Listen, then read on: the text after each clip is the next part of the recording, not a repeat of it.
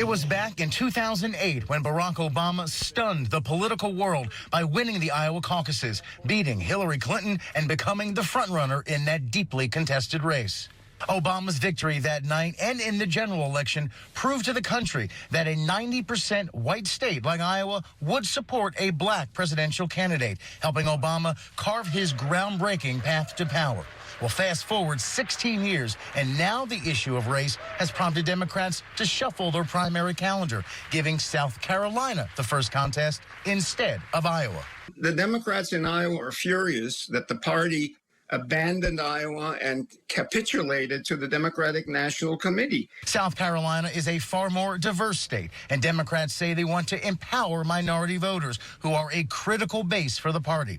President Biden's campaign was on life support back in 2020, but South Carolina, especially its black voters, helped turn that tide.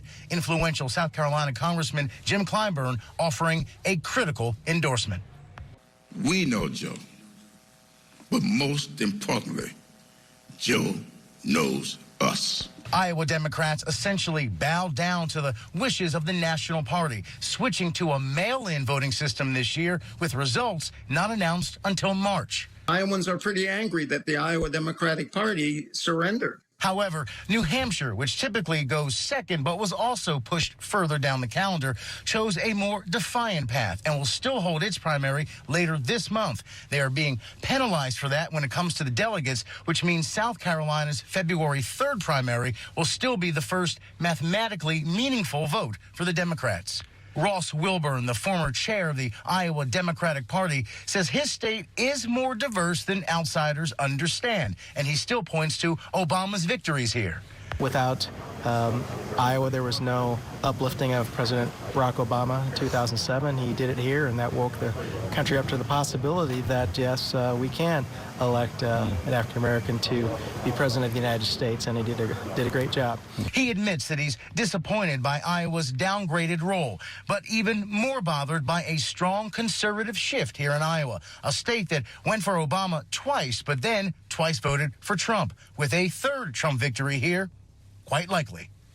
We all need to be concerned, regardless of party, about the fact that former President Trump views this election as his opportunity to go on that path to become a dictator. That's against American values, it's against our democratic system. It's not getting at those kitchen table issues that people are concerned about.